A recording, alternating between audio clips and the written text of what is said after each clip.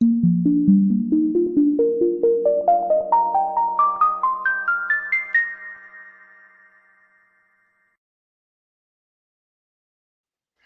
and welcome to another episode of Indoor Environments Global Research to Action. I'm Bob Krell, founder and publisher of Healthy Indoors Magazine, and joined by my co host, Don Weeks, who is the president of the Indoor Environmental Quality Global Alliance. Hey, Don, how are you? Hi, Bob. It's been a while. It's good to see you. We're back again, and you're just off a recent vacation, so you look chipper and happy. Well, thank you. I am No feeling good. No rest for the wicked here. Yeah. We coming off an interesting heat wave. Weather's been a little bit crazy here, at least in the Northeast, but I guess pretty much everywhere, right? Yeah, it's been warm here too. We had torrential downpours the last couple of days, so hopefully we'll start to cool off a little bit. So today's show is, to me, is very interesting. As an indoor environmental consultant for all these years, I feel like the one area that I don't know enough about is architectural acoustics. It's something as an IEQ person, we need to actually be more focused on and have a better understanding of. So today's show is really great to that aspect. And I'll let you introduce our guest for this episode. Thanks. That's great. Yes, our guest is Gary W. Siebein, FASA, FAIA, and NCARB. And he's a senior principal consultant for Siebein Associates, Inc., a leading acoustical consulting company in Southeastern United States. Professor Siebein co-founded the firm with Rita A. Siebein in 1981 in Gainesville, Florida, has consulted on over 2,400 projects around the world since its inception. He's an international recognized expert and researcher in the area of architectural and environmental acoustics. In the past 5 years, his soundscape design methods for urban environments, deep natural environments, and complex buildings have led to modifications of planning policy and international standards in architectural acoustics. This work has produced a series of significant publications, leading to his election to fellowship in both the American Institute of Architects, AIA, and the Acoustical Society of America, ASA. His work has been translated into architectural practice and innovative design projects throughout the United States and the world. Professor Siebein was also a tenured professor on the facility of the faculty of the School of Architecture at the University of Florida from 1980 to 2015. So welcome. Thank you very much for the kind introduction. Glad to be here.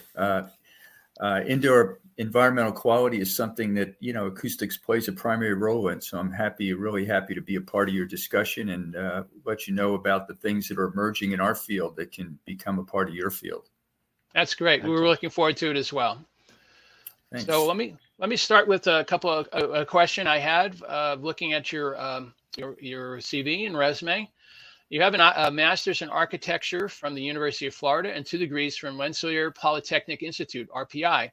The RPI degrees include a BS in building science and a BA in architecture, graduating cum laude. So with that background, how did you become interested in acoustics? This is kind of a long story short. Very serendipitous set of circumstances aligned to move me in this direction. While I was at RPI, I took an elective class with a guy named Harry Rodman, a very interesting prof in architectural acoustics. And he was building large-scale models of concert spaces, like 1/10 full size. I mean, this is the size of a storage shed or something, and putting all the little seats in with miniature microphones and miniature sound sources. And so I worked with him and a grad student, DP Iapan, to build a large model at Troy Music Hall, a local music hall that had a world-renowned reputation. And we did testing in this with the miniature microphones and all. That Christmas, I went home to have Christmas with my family. And at Christmas dinner, I mentioned that I was looking for some part-time work because we had about a month and a half off. And my uncle, who was a business agent for a local union, said, "Hey, kid, come on down to the theater tomorrow about 5:30 and we'll get you signed up." So I went down to the theater. Now it's 0 degrees on a loading dock. Anyway, this is American Shakespeare Theater in Stratford, Connecticut, well-known repertory theater at the time. And I worked my way while I was going through school and as an intern architect to be a apprentice, a journeyman, and master stage and theater electrician. And through IATSE, Local 84 anyway.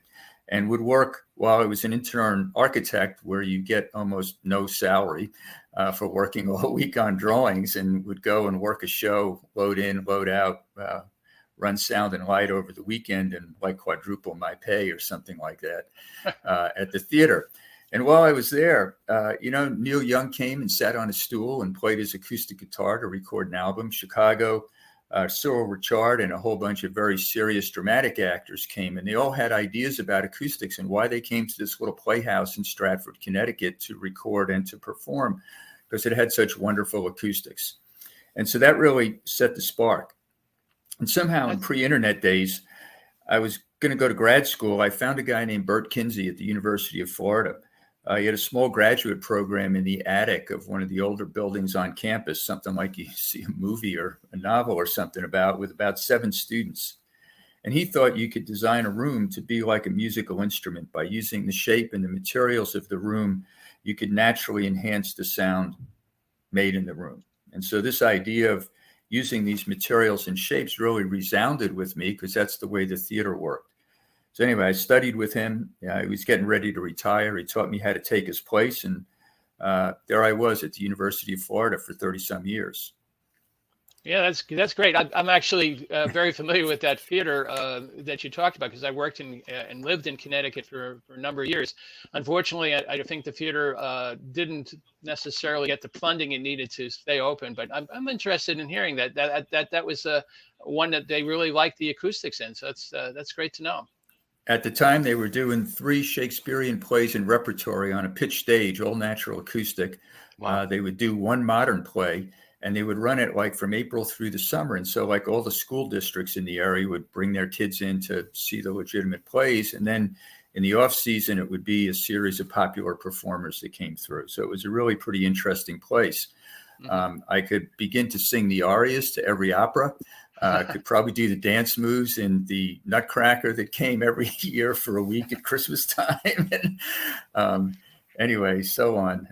Recite the words to Hamlet after hearing it 55 times in a row or whatever. Yeah. Anyway, it's a great experience. But, it's a real tangible aspect to acoustics of here's all these actors and performers and, the sound mix guys who were coming in with the touring groups, and they all had their ideas and theories about it. It was like, wow, this is really cool. Yeah, that sounds very cool. Absolutely. So among the books you offered in 1985 was one entitled Man, Technology, and Environment, a primer in environmental technologies. Can you tell us about the book's theme and how it might relate to your interest in acoustics in buildings and, of course, indoor environmental quality?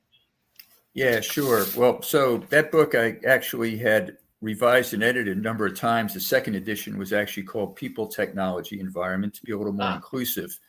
But at this point, this is pre-sustainability. I mean, in the 1980s, when I was putting this together, people didn't know the word, but the concepts were beginning to emerge. The book was really a forerunner of what's known today as holistic sustainable design, and promoting this view of architecture, environment, and people as being tied together, so that as you build buildings, you try to shepherd the resources and use the structure of the building to provide or moderate the environmental forces, including air quality, acoustics, thermal, and so on. So it relates really the theory, practice, and applications of environmental systems in buildings with people, their senses, their perceptions, and the energy used, both embodied and consumed through the lifetime of a building.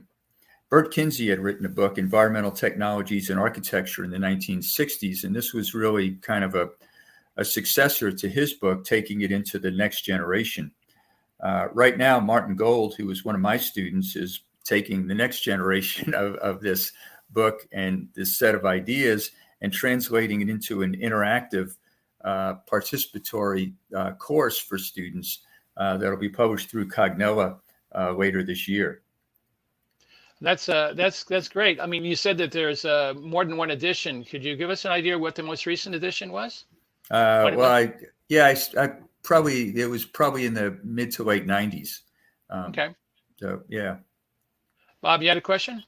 Yeah, my thought is like, so there's have there been a lot of new developments, that, obviously a lot of this the foundations for a lot of this, from the 60s, 70s, and when there was more of an interest on it. But now, has there been a lot of updates to the technology or just the approach on how you deal with architectural acoustics at this point?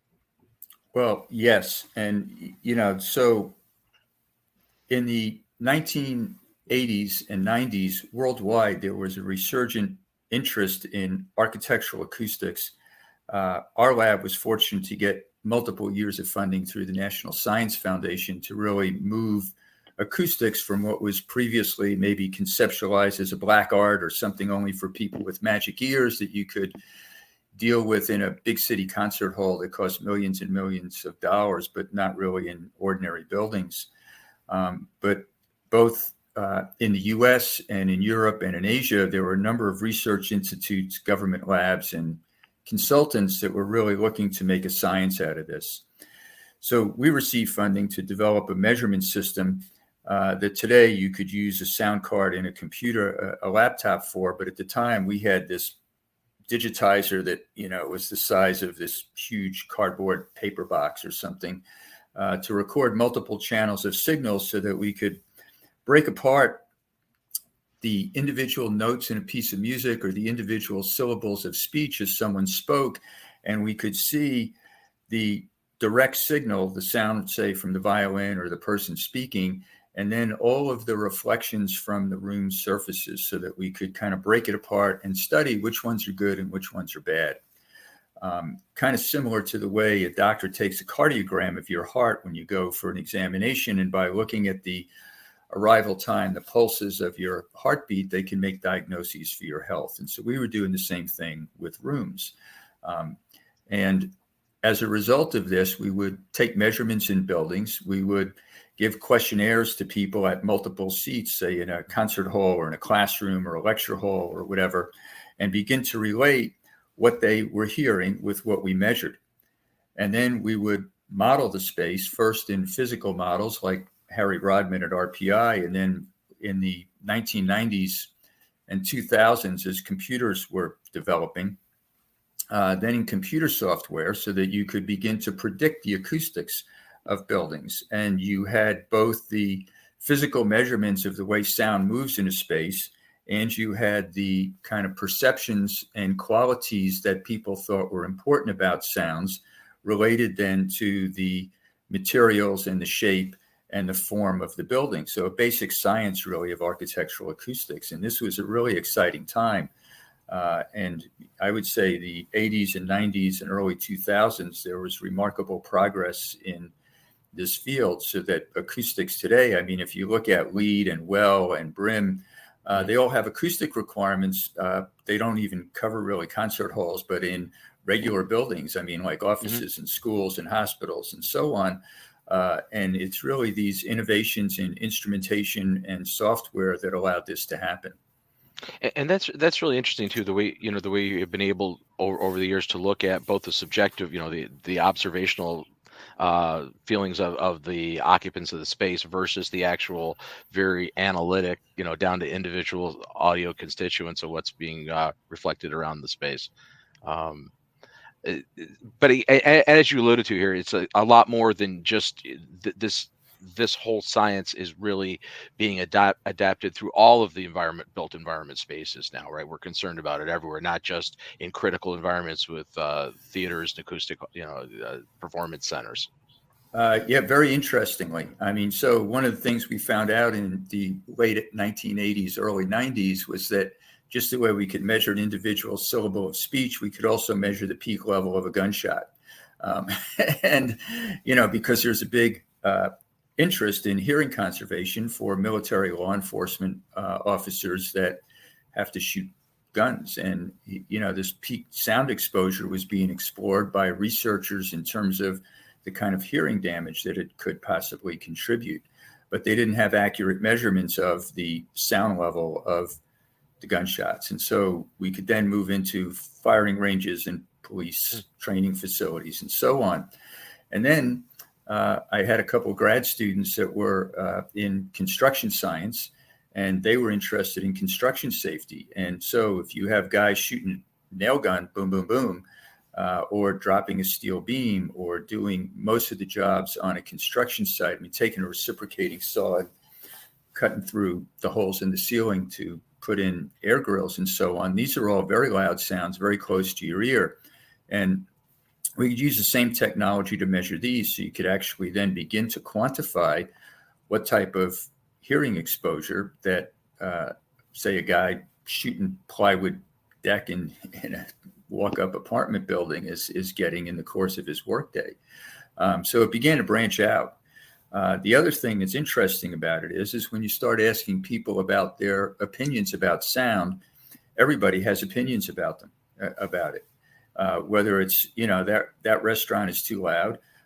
Man, I feel exhilarated when I hear the music in this, amphitheater or whatever. Or I need this kind of quiet, contemplative workspace for me to really be able to shine, with the work that I do. We can now assign acoustic criteria to those types of qualities that are relatively, well, you use the word subjective, and tailored to individuals, and begin to design rooms so that they meet those types of requirements. So I'm thinking, for example, of areas of repose in airports where tired travelers that have a 8-hour layover or something can, get off the main thoroughfare and sit and relax without the TV blasting and the PA going and so on, or just a quiet room in a large open work environment where you can go to get away from it all and have that private phone call and so on. That these are all becoming commonplace. The person playing a piano in the middle of a shopping mall in a central space with this kind of relaxing music environment where you might be able to have a cup of coffee and relax in an otherwise very busy environment. So these types of special moments are also kind of being brought into more and more buildings today as a result of this. Yeah, no, I definitely agree with that, because in my practice as an industrial hygienist, we went from using sound level meters and the various types of industrial facilities to basically taking measurements in office buildings and in other environments, which are much quieter but still disturbing to people. So it's yes. Interesting that people have the knowledge about hearing loss, but not necessarily relating that to how acoustics in a building can be very disruptive in some cases. So I'm on a committee for the Acoustic Society that's studying what's called speech privacy, which started out as, I want to be in my office and have a confidential conversation, and I don't want you to hear it in the next office or out in the open office in front of my office. And it has evolved into actually kind of gradations of privacy, from where I'm in a quiet space and I really don't hear things around me and they don't hear me. Super confidential privacy, or speech security in some government agencies or high profile firms where you really can't have anything heard on the other side of a wall, all the way down to a typical, like, say, call center or open office where I'm trying to talk on a phone and somebody's trying to talk on a phone next to me and across the hall, and we're separated by just these little kind of very low partitions, to where I can talk but not necessarily be interfered with, to complete distraction, where there's so much going on that I can't even focus on my own task. So in other words, the qualitative studies have broadened the scope of human reactions to go much farther than what was traditionally viewed as a private speech privacy, a private office, to now this whole range from complete confidentiality of military security levels to complete distraction of not being able to focus on what's going around. So even that, for like an office or a school building or something, is very interesting.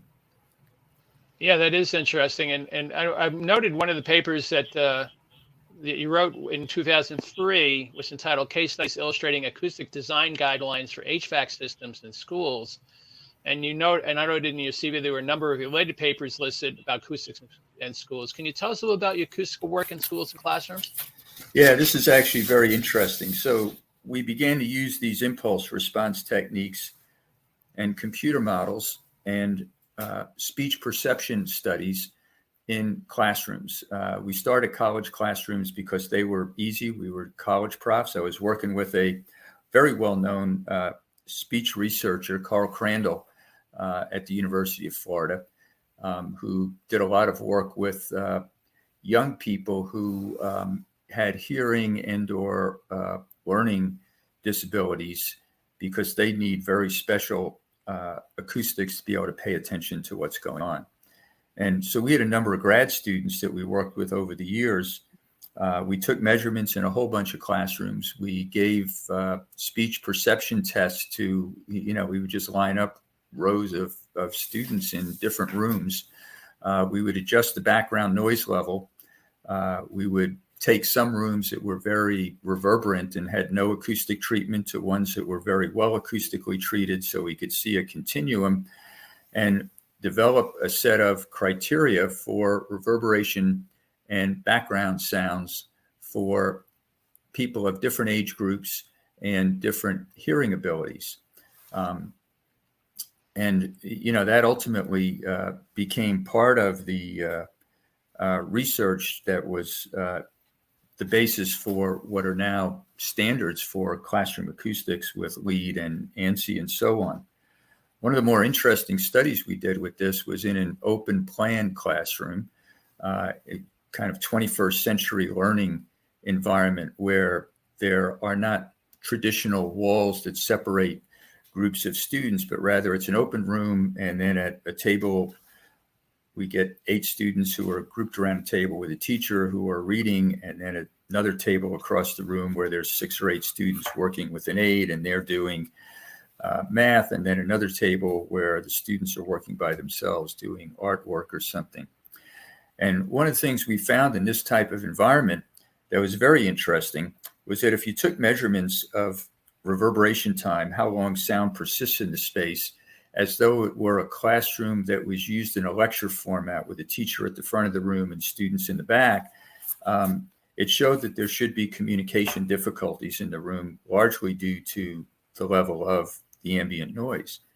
But when you took the measurements in what we call soundscape theory, where the measurements are made to replicate the source path receiver combinations that actually occur in the room, so that the teacher's sitting at a table with a group of students, that's where the sound source is, and she's not talking to the whole room, she's talking to just the 5 or 6 students seated around the table that are 4 or 5 feet away. It shows that high level of communication can actually occur in this, we call it an acoustic room. So you've got the big volume of the architectural room with 6 or 8 tables in it, but they're forming this kind of small acoustics communication space within the larger volume, where they can talk very effectively without necessarily being interfered with by others in the space. So this idea of an acoustic room within a larger architectural volume that has its own acoustic characteristics, different from the big space, was very interesting. That's totally fascinating, because and there is that much of a different dynamic property just by the proximity to the speakers and just their directional. Sure. Well, if I'm a teacher at the front of a room, and I mean, I lectured in the university to classes of 5 or 8 grad students to 20 undergrads to several hundred first-year students or something, you talk in a different voice. And when I'm talking in a lecture hall, the student who's farthest away from me is at the back of the room, maybe 50, 60 feet away.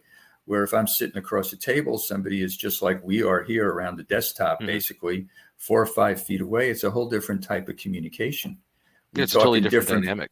Yeah, we talk in different voices. We listen differently. I mean, if I'm in the back row of a classroom, I might be diddling around and I'm passively listening as opposed to actively listening to what's going on. Where if the teacher is literally 4 or 5 feet across, that her sound or his sound are kind of directly impacting my ears, and it's there as a primary communication channel. So it's a very interesting phenomenon. I was wondering a little bit more about the design guidelines for HVAC systems in schools. Could you give us a little bit more information on that? Well, so yeah, background noise was found to be a very critical factor for students, especially younger students and those who might have some type of hearing or learning disability. And Carl Crandall was the doctor in this regard who really documented that pretty well. I was just the acoustic guy for the rooms, but his statistics would show that on a given day, there might be 40 or 50% of a typical student body that might have some type of hearing difficulty. And this would include kids with hearing difficulties, those with English as a second language, those who have maybe attentional issues, and also those kids who have otitis media, a hearing infection that basically builds up scar tissue on the eardrum that kind of for several weeks until the infection goes away, are not hearing as well as they would normally hear. And so for this large group of students, that could be 40 or 50% of the student body on any given day, the background noise kind of covers up, especially as they get farther away from the teacher, covers up the kind of consonant sounds that give identification to individual syllables of speech and therefore comprehension of the specific words that are being said. And therefore it runs together and they can't understand as well. And when they can't understand, they kind of tune themselves out. And then, Johnny starts hitting Mary with his elbow or his pencil or something. And now they have a behavior kind of thing because they can't hear that well. And they're not really paying attention because they can't. And so things kind of compound. So the background noise from the air conditioning system, from sites that are near airports or busy highways where sounds from outside come in, form distractions for students and also kind of cover up those consonant sounds that lead them to be able to understand the syllables of speech. Much more prevalent in pre-K, K grades 1, 2, 3, where they haven't developed the kind of cognitive ability to fill in the words that you miss. So like as an adult, you're in a loud restaurant or something and you're not hearing every word, but because I have experience talking to my buddy, I kind of know what he's going to tell me about. So I can kind of fill in those gaps cognitively, where the young kid doesn't have that capability, especially when they're talking about new subject matter. So anyway, guidelines for mechanical system noise and intruding sounds into classrooms were part of both the LEED, the ANSI standard, and so on for acoustics because of this. The very interesting studies that led to the development of that. I think it's kind of remarkable that the numbers are that high. 40 to 50%. I mean, that's a substantial impact on learning. Yes, it is. Based on well, that. You guys from up north, I mean, down in Florida, maybe we don't get the number of ear infections that you all get up north. But I mean, we had 6 kids and man, there are always 1 or 2 of them that had something all winter long. Yeah, that's definitely true. And it affects not only their hearing, but it affects their ability to comprehend and to participate. So they Yes. tend to withdraw into themselves rather than basically be part of the overall learning experience. Yeah, Which, as Gary cited, sorry, go ahead. I was going to say that leads to the behavioral issues. I mean, this is really a very all-encompassing big issue. Yeah, Crandall used to say that so he would kind of counsel people with hearing issues and give them hearing aids and stuff when they needed. I mean, he was a doctor, but he said a lot of times he would be talking to people about what were perceived as behavioral issues, and he would, after meeting with the kids and observing them in class and so on, turn the kind of corner and say, well, it's actually much more of a hearing issue than it is a behavioral issue. Mm-hmm. Interesting. I was going to ask you about some papers that you published, a number of them, regarding acoustical design and sustainable and green buildings. One of them was entitled Integrating Acoustical Issues into the Design of Green Schools, which was published in 2009. Can you tell us a little bit about your work in sustainable buildings and acoustics? Yeah, sure. And this, for me, because when I first started coming into the field of acoustics, working with Bert Kinsey, I was really working generally in what's called environmental technology in architecture, which included thermal systems design, both active and passive, life safety, acoustics, lighting, power systems, fire safety and waste and so on. So it's fairly holistic. So as sustainable buildings and sustainable building criteria were being developed and implemented, there were many design strategies that were used, say, to capture daylight that included, for example, raising ceilings in rooms and opening them with large glass windows that would all have effects on acoustics that were not really studied as part of the development of the project because it wasn't understood at that time, the relationship between sound and material and shape. So the buildings were built to meet daylighting and or passive solar or energy efficient criteria, but there was a real need to begin to integrate acoustical studies with that. And so through a series of positive case studies, began to illustrate ways of implementing acoustic material choices and shaping choices that, given the need for sustainability, higher ceilings, glass walls to let in captured daylight, efficient lighting systems, and so on, that cross ventilation, passive ventilation where it's climatically appropriate, that these all require acoustic interventions as part of that systematic development for holistic indoor environmental quality. So you mentioned a couple of times LEED and other green standards. I guess you would say these have been reasonably successful and being integrated into the green building designs and things of that nature. Could you give us a little details of what kind of things people who are doing LEED investigations would be looking for in terms of acoustical design? Yeah, sure. Well, one of the big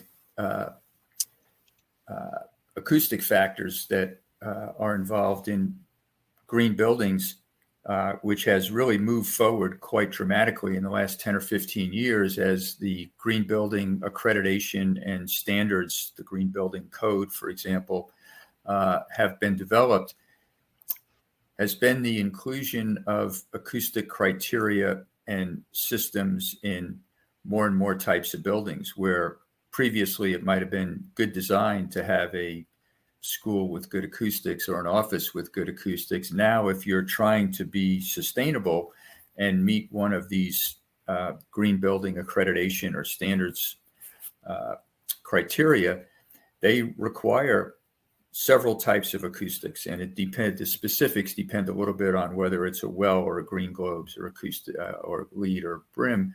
But in general, they have criteria for reverberation, which is related to interior finishes, so that when people talk, you can hear clearly, and that when multiple people talk, that sounds don't build up to be uncomfortably loud or interfere with communication in the space. They have requirements for sound isolation, oftentimes in terms of what's called an STC rating or sound transmission class rating. Sound transmission class is a rating of how much sound is reduced as it passes through a wall or a floor ceiling. So where I have rooms that could be loud or that I want to keep quiet, I need to have a higher STC rating of my wall or door or window than I would if those were not important criteria. They have requirements for background noise, oftentimes in two components. One, background noise from transportation sources or other loud sounds that are outside the building coming in. And second, for background sound from building equipment and activities within the space, from the air conditioning system to other utilities that are within the building. So they're fairly holistic and have been tailored to many different building types. You know, on that last, the background noise aspect, though, it seems like there's two distinctly different solutions for those, right? Because outdoor background noise, you really don't have an ability to reduce that noise. You have to reduce it by design and sound trapping and that sort of thing. Whereas the interior noise sometimes can be addressed by maybe better designs of mechanical systems. Like you have more control, I think, the inside noise. Is that true? Well, As far as the baseline so of what you have to work with, you can't change the level of the outside sound, but there are today dedicated computer programs and international standards on how to quantitatively address, for example, how do I measure the sounds of the airplane or the road traffic or the rail outside the building?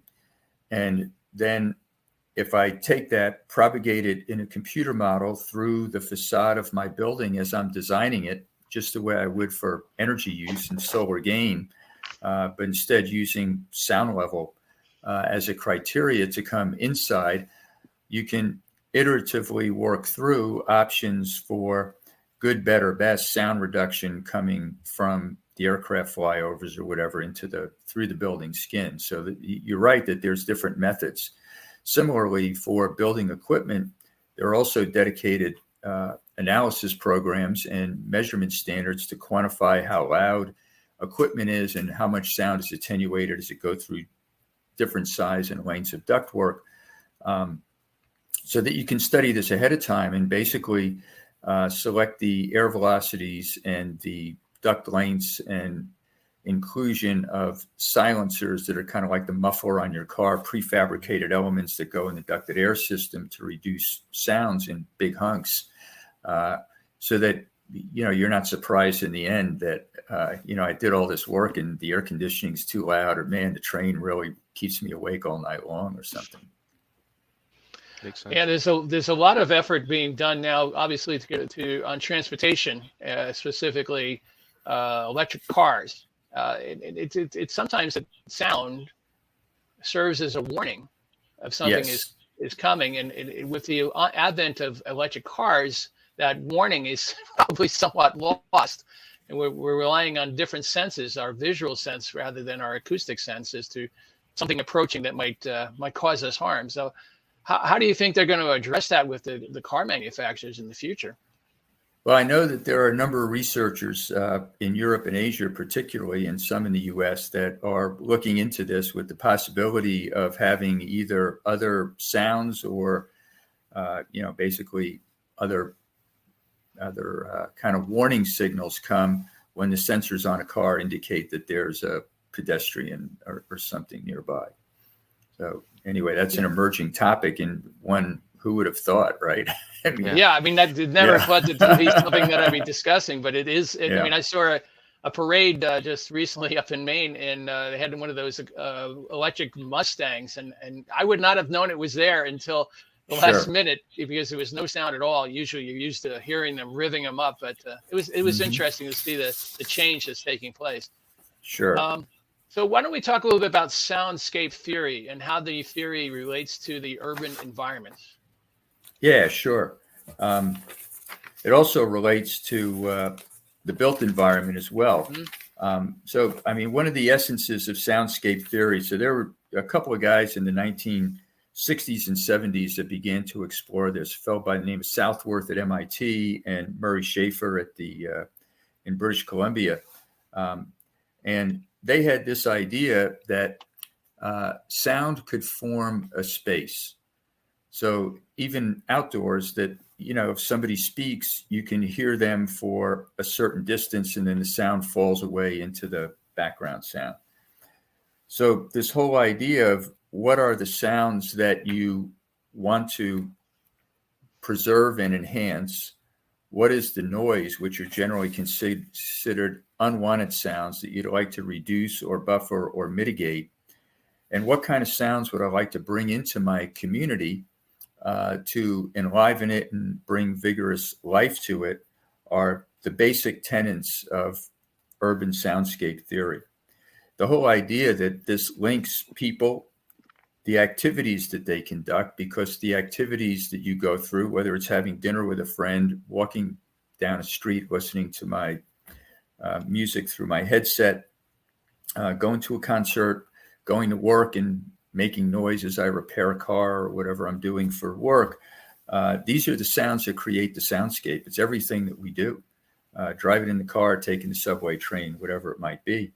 But the idea that there are some of these sounds that are important to people because they give meaning to their life, that, I walk along an itinerary each day through my town, and there are some things that I find pleasurable. I sit by the bench in the park to read a newspaper, to hear the birds and relatively quiet.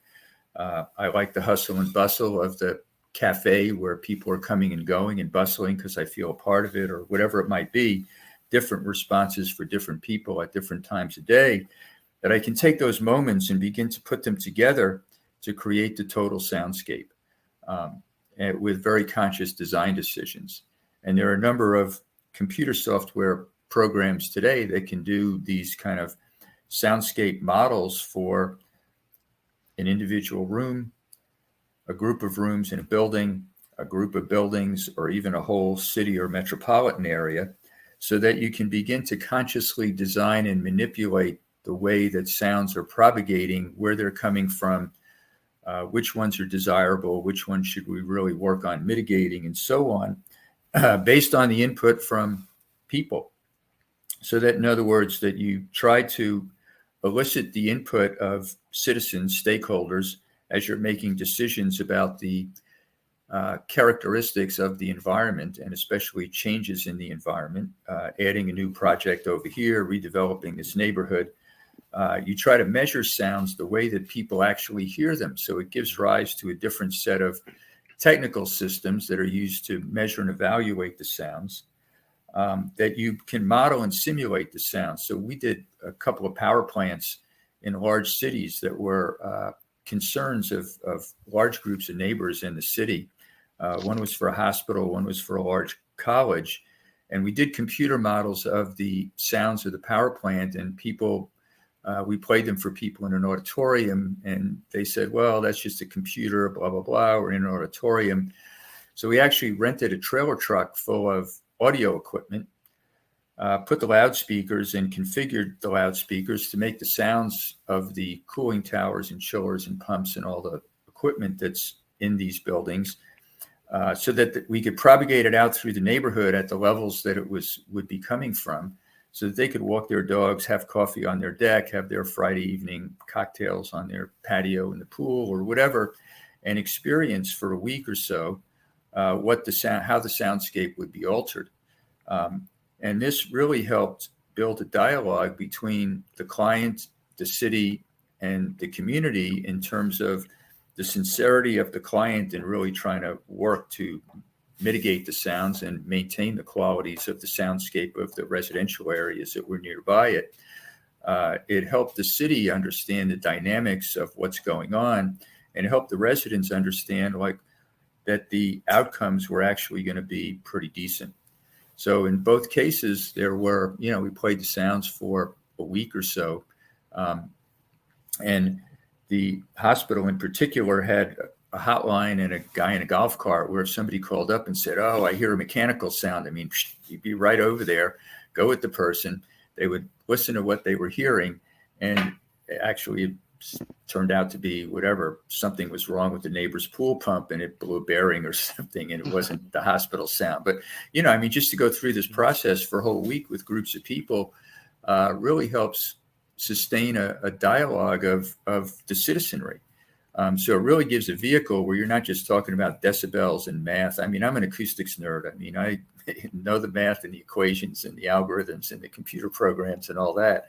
I gladly talk about that stuff. But at some point, when you're with somebody's home or their workspace or the theater where they're going to perform, these all have very important meanings to people.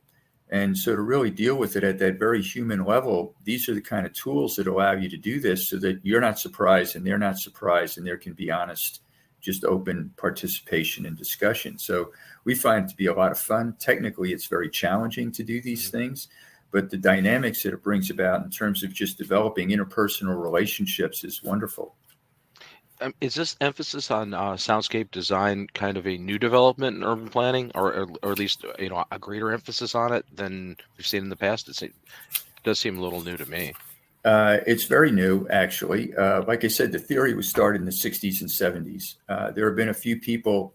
I started teaching this in the late 90s, early 2000s in my studio classes at the University of Florida, where we would take an idea that we would want to design a performing arts hall in an urban park. And I would get a real client who actually wanted to do this, and we would kind of look at the whole sonic context for the city and begin to look at how those sounds could move in and shape the space of the concert hall. the Acoustic Society of America in the mid to late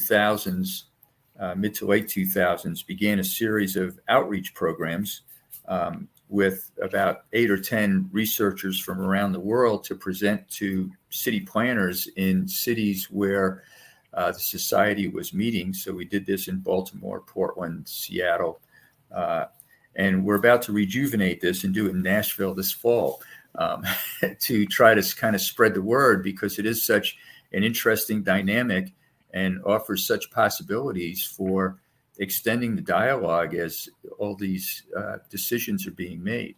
And any construction project today is, I bought 10 2x4s to do some renovations at my house, and it was over $120. I mean, it's just like, so when you build these big buildings, or you're talking about a district in a city, it's huge costs. And the idea that this is a way of allowing you to do it right relative to sound and get people involved in inclusionary processes, to me, is just wonderful. Just more intelligent use of resources and finer outcomes in the long run. It seems like the technological advances in your ability to model acoustics and do that in something that's going to be much more representative of what the actual outcome would be is huge, right? That the new abilities to do that with portable equipment, notebook computers. Portable equipment. The other is that we usually go through, whether it's with a shooting range or the power plant, we'll go through like a calibration process. So we'll set up some experiments on site where we can have the event, the pump, the cooling tower, the gunshot, whatever it is, and we measure it at 2 or 3 locations that we can use to calibrate or check the computer model, so that there's this kind of real world validation that, that for this path, this sound path at these locations, that I've got an accurate model. And then if I'm building a wall or putting the building in a way, or changing the building from brick to stucco or whatever the case might be, my kind of variation from the calibration is relatively small. So this is a very important part of the process, but they're very real. The accuracy is really pretty good. And, these calibration studies really have brought it into the realm of something that can be used quite extensively. So following up on that, you mentioned in one of your papers, and maybe a number of them, about what a sound walk is, and is there applications as part of a soundscape? Can you give us some more details on that? Yeah, sure. This is one of my favorite things. I love doing sound walks. There's a guy named John Stilgoe who wrote a book called What is Landscape? And he says in the beginning of it, the best way to appreciate landscape is to take a walk. And don't bring a Walkman and don't bring a phone. Take an unfettered walk where you just listen, observe, and feel. And so I've written a paper probably about 10 or 11 years ago called Types of Sound Walks for an Acoustic Society meeting. And the first one of those sound walks was one where you just listen. You walk and you try to gather the acoustic spirit of the place. So I'm an architect by initial education, and was immersed with the idea that you should have a very intimate connection through multiple senses to the sites that you were going to work on, that you would experience them in the early morning hours, the midday while it's busy, the afternoon, the evening, the middle of the night, and so on, so that you really got to know the characteristics of the site. And so these are opportunities to take in the acoustic environment that way. The next is to listen to a space through the ears of the stakeholders. So you take a walk with a group of stakeholders, concerned citizens in the case of the hospital I just mentioned, and you hear their concerns. Oh, I walk my dog here and I really enjoy the quiet. It gets too loud while I'm over at the next street, and so on, so that you understand not only from your perspective, but from the perspective of those who have made this their home.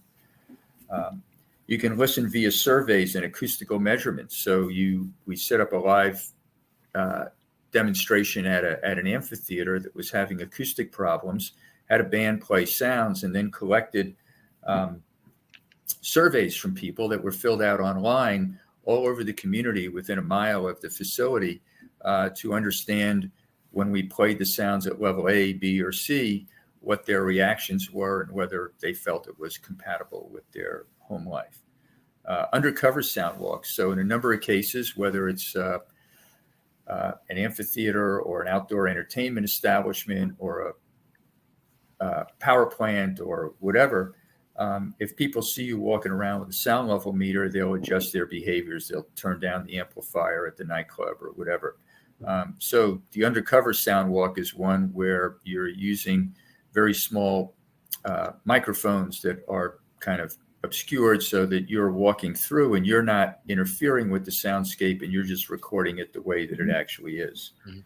The virtual simulations that I mentioned, the full-size simulations and or virtual simulations in a studio are another. So there are a variety of different sound walks to get different perceptions and different levels of understanding of sites in a soundscape. Yeah, and I following up also on that in terms of the other paper, the recent presentation you did on the soundscape of restaurants. And how would a soundscape of restaurant affect acoustics in that setting? This is kind of interesting. And obviously, this is something that everybody does all the time whenever they go out to eat, right? I mean, I go into the busy restaurant and I'm talking and I've either got to talk loudly or move closer to the person next to me because there's such a din of sound from everybody else that's enjoying the food. Or I'm in the quiet restaurant having an intimate meal with my wife, and we're talking very quietly across the table. And so we usually break this into a couple of sound fields, near and far. So near, I'm at the table. I'd like to hear my wife across the table without raising my voice and without straining to hear. If there's only a few other people in the restaurant, this can be done very easily, regardless of the acoustics in the facility. As it gets more and more crowded and more people come in, now I have far away all the tables filled up with multiple people doing just what I'm doing.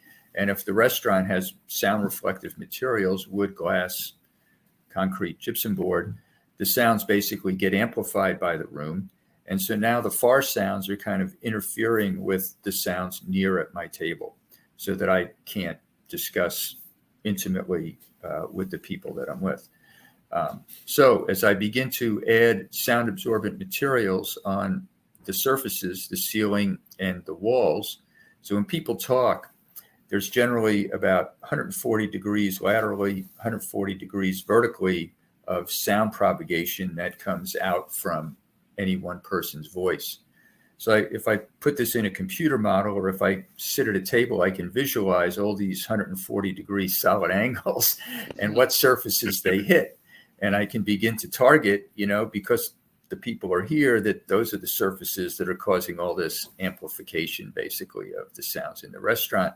So I can develop a value engineered scheme for where and how much acoustic material to put in a space like this so that you can have the kind of lively buzz of people around you, but the far sounds are not interfering with the near sounds, the communication across an individual table. And, an awful lot of restaurants, they might spend a lot of money to make, nice wood floors, tabletops. I mean, to set up a restaurant, all the kitchen equipment, it costs a lot of money to set up a restaurant. It's like if you do a little bit of design and analysis work, if your wood, instead of just being solid wood, for instance, is the type that absorbs sound with the spaces between it or the perf, now I achieved my acoustic goals. I've got the same material, basically, just a little different version of it because I've thought of it ahead of time. So anyway, that's the nature of restaurant acoustics. There are a lot of groups that have these kind of web-based report, here's the sound level I measure in my restaurant, in this restaurant, and that restaurant, that are on websites so that, that you can pick out whether you want to go to a loud or a quiet place. But, in today's technical world, it's very easy to deal with this ahead of time while you're renovating or building the restaurant to begin with. Great example. We were actually just at a restaurant in Syracuse Friday night. It's a renovated commercial office space, really old building stock, Okay. brownstone, very high ceilings. They put ceramic floors in. So they've got reflective walls, highly reflective floors, and they have metal chairs, metal tables. Yeah. And what I noticed, they took acoustic foam insulation and stuck pads underneath each chair, Hmm. facing downward. And I'm thinking, like, boy, is that an afterthought that's probably not going to, I mean, it's a little bit of a sound trap, but it's like, and Well, it's, in it's, order it's hard to for, hear in there. It's just sure, resonating everywhere. in order for a material to absorb sound, the sound has to be able to hit it. I mean, number one. I guess they're getting a little bounce off the floor, maybe. Yeah, possibly. But if I'm sitting on top of a table, I mean, here goes my 140-degree sound. I mean, you can Right. kind of picture part of it's going to the wall, parts going to the ceiling, parts bouncing off the table and going up. Those are the primary reflecting surfaces. I mean, the wall or the underside of the table is a secondary or tertiary one. Yeah. Right. So it wasn't effective, I can tell you that. Yeah. Last question I have for you is maybe you could tell us a little bit about your consulting firm and what are some of your few of your current projects.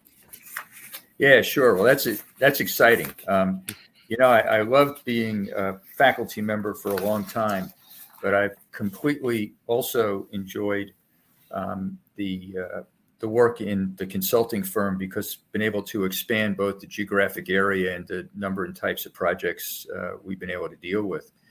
So a couple of things I mentioned, I'm working with Martin Gold on the kind of updating of People Technology Environment for its new kind of interactive edition. My daughter Keely and I have a chapter coming out in a book. It's called Architectural Soundscapes. That'll be coming out through Springer in the late fall, early next year. So those are all exciting stuff. So we're still active in publishing and research. We are working on a couple of university music schools, 4 performing arts centers, high-end condos, which are actually very interesting because for us, it's not as glamorous, say, as a performing arts center where the acoustics of the performing arts center are visible to everyone who comes into space with all the kind of curves and angles and nice woods and stuff. In a luxury condo, you've got all the pumps and the generators that are down on the ground floor that make a racket with the pipes that go up in the building. And then above the penthouses on the roof, you've got all the equipment that heats and cools the building. And, there's like about 1.5 feet or 2 feet between that and the guy who just spent multi-millions of dollars for the penthouse unit. And they don't want to hear all this stuff. So, I mean, the kind of hidden noise and vibration control and acoustic technologies in these types of buildings are really fascinating to work on in a real detailed way. There's also today that many of these residential buildings have an incredible mixed use program associated with them. They have nightclubs. We did one in Miami Beach that has a ice skating rink and hockey center, bowling alley, a disco, these luxury spas where nobody wants to hear a thing and they're all kind of juxtaposed right next to each other. So the kind of challenges with that from a technical point of view, even though nobody would ever walk into space and see any of the stuff that we're doing in that regard, it's all buried in the walls and the floors, are really pretty interesting and challenging. We're doing the latest ride at Universal Studios. Environmental site noise studies for 6 big development projects. We've got 2 urban soundscape studies for communities to help adjust their noise ordinances and zoning requirements as they try to revitalize and emerge into a very lively mixed-use urban district, but they are very aware of potential conflicts between entertainment and industrial sounds and residences moving in proximity to each other. So to kind of walk that balance between it, a couple of major luxury hotels and a jet engine test cell for the latest fighter jets, and then a couple of shooting ranges for recreational shooting ranges for departments of natural resources in a couple of states, and 2 police training facilities. And we just finished up a couple of ranges at military bases. So a lot of exciting stuff and a pretty wide variety of projects. The interesting thing for me is, well, it seems like a disparate group of projects that the fundamental theories the soundscape theory and the people, technology, environment theory are really what links all these.